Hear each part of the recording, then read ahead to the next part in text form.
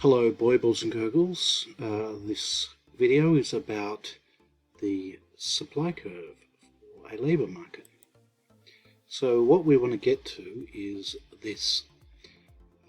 This is a demand-supply model for a labour market, particular industry. When I say market or industry, I'm using those terms interchangeably here. So what we're going to focus on is this particular curve here. How do we get this curve? What does it mean? So if wages rise, what happens to the amount of labour supplied or offered to the market or offered in the industry? You might think the answer to that's pretty straightforward. As the hourly amount of money paid goes up, then people will be willing to supply more labour. Well, I'd say roughly speaking, that's true. Unfortunately, we want to make it a slightly more complicated story than that. So here's how it goes. For some period, let's say we're talking about a day, a person in this theory chooses how to divide the 24 hours they have. Could be talking about a week or a month or a year, whatever. Anyway, so how do they divide that period of time? They can divide it between two things. They can engage in leisure or they can engage in employed work where they earn money to buy goods. Should note here, leisure doesn't really just mean sitting around in a beanbag doing nothing.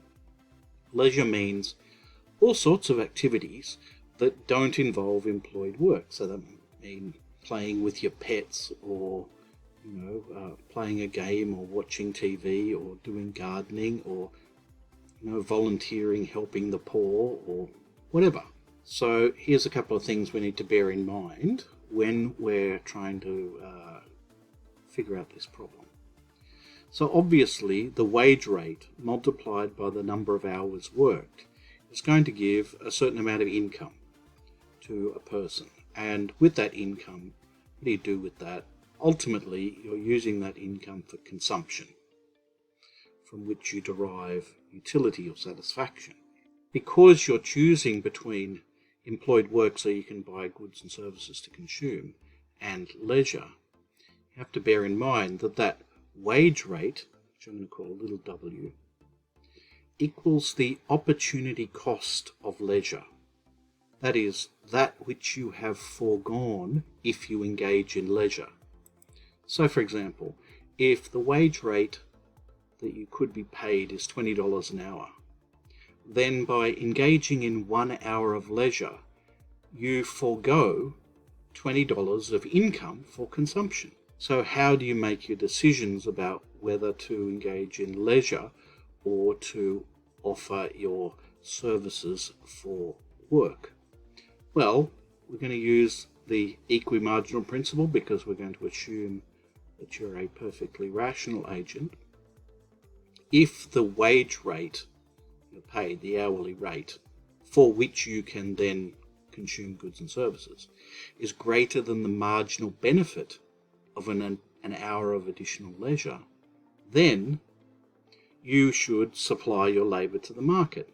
And you keep doing that, supplying more labour to the market, up to the point where the wage rate that you're paid for buying goods and services just equals the marginal benefit of an additional unit of leisure. Now, this response to an increase in wage can be decomposed into two parts or effects. One is a substitution effect. So the substitution effect would say when the wage rate, the hourly rate of working, goes up, then the opportunity cost of leisure goes up as well. So if your wage goes up from $20 to $30, then if you were to engage in leisure, you're not just giving up $20 worth of consumption, but $30 worth of consumption now by engaging in leisure. So wage goes up, the opportunity cost of leisure goes up, and so you're likely to decrease the amount of time you spend in leisure activities and increase the amount of labour time supplied to the market. That's the substitution effect. You're substituting between leisure and labour because of the increase in the wage rate. So far, so good. Now we're going to complicate things a little bit. The other effect which is happening simultaneously is an income effect. So let's assume here that leisure is a normal good. Now, if you think about what a normal good means, by definition, a normal good is a good that you want more of if your income rises. So if you think about pizzas, for example, if your income went up, assuming pizzas is a normal good, you'd buy more pizzas. So if leisure is a normal good, when your wage goes up, then all other things remaining equal, your income would go up. And if your income goes up and leisure is a normal good, you'll want to engage in more leisure. Now, if you engage in more leisure time, then necessarily you have to engage in less labour time. Less labour will be supplied in that case. So you can see here that we've got these two effects are working in opposite directions. But there's another version of the income effect that's also possible. What if leisure is a necessity good? It's still a normal good, but it's a special kind of normal good. That is, when your income goes up, you want a little bit more of it. Your income goes up by 1%, you want more of that good, but less than 1% more. So what if we assume that leisure is a necessity good? In this case, when your wage goes up, your income rises, and there will be a small increase, and therefore necessarily a small decrease in the amount of labour time you'll supply to the market. That's another possibility. Here's one more. What if leisure is an inferior good? An inferior good, so think of it as home brand frozen pizzas. If your income goes up, then people tend to buy fewer home brand frozen pizzas. Well, what if we think about leisure as like that too? In this case, your wage rate goes up, so your income rises. Because leisure is an inferior, crappy good, you'll actually want to engage in less leisure time, and therefore necessarily in more labour time.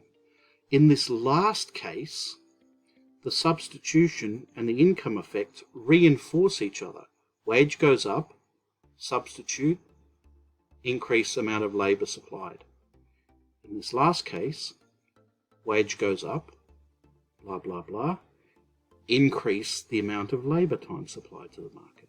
Are there any stylised facts which would fit with these in the world? Well, we can think of it this way maybe. Let's say you're really, really poor.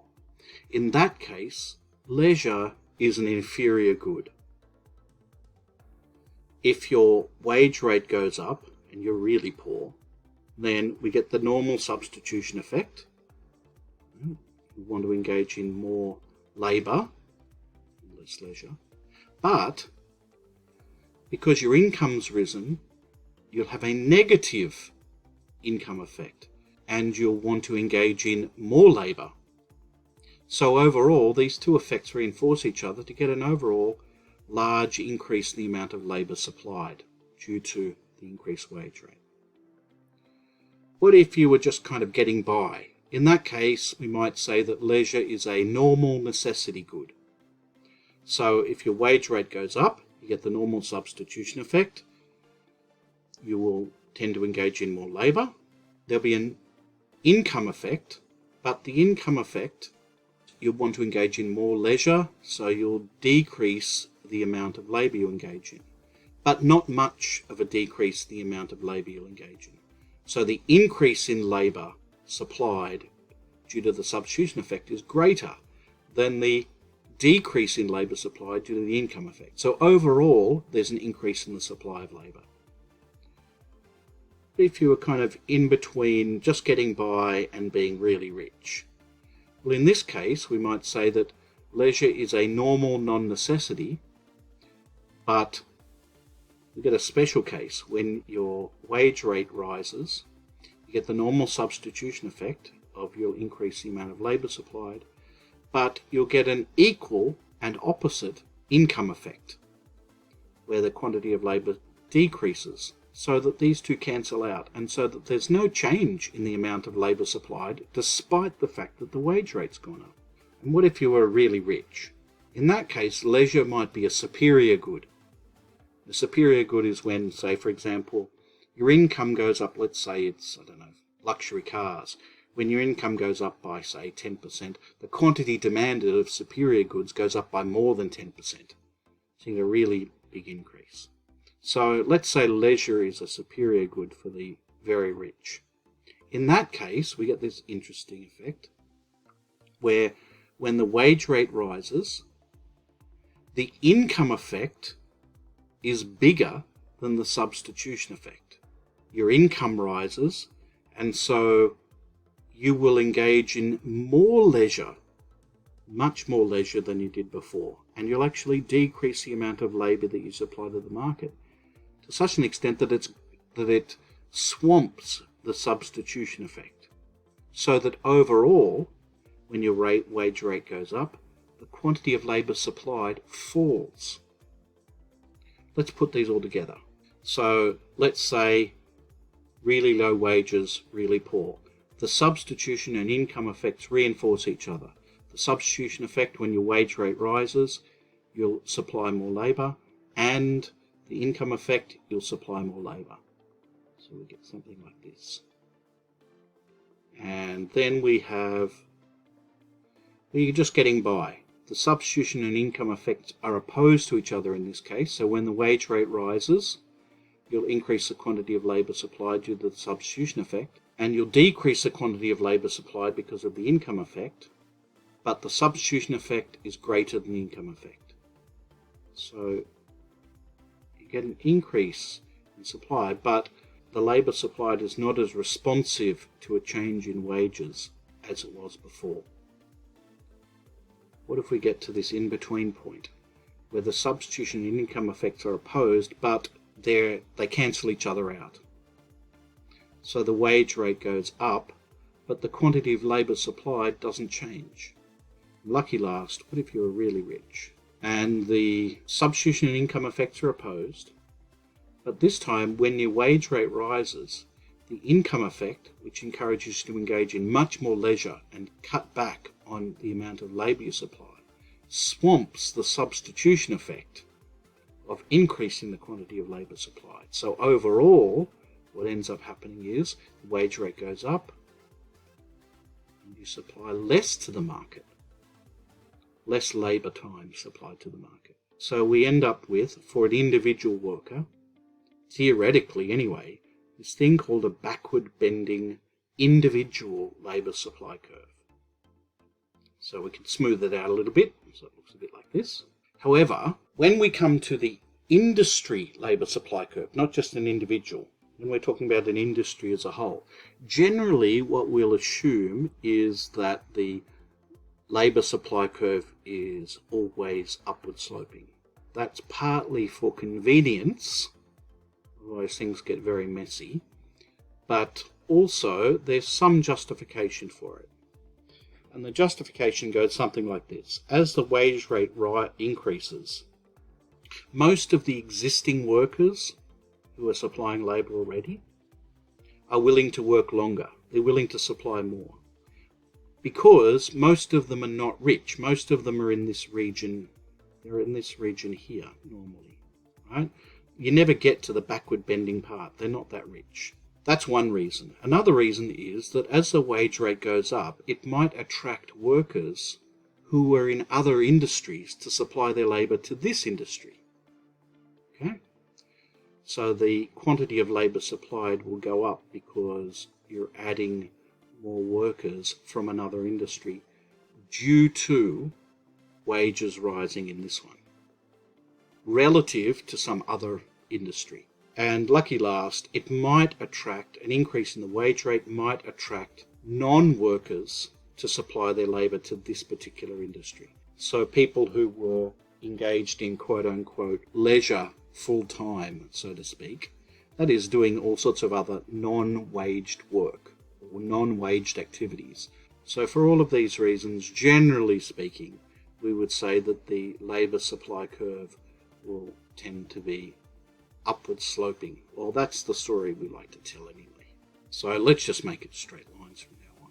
What can cause the labour supply curve, the market or industry labour supply curve, to shift, to move to the left or to the right? So let's say we're starting at a $30 per hour wage rate and we've got 40 million hours of work being offered for sale. Well, what can cause the supply curve to shift altogether?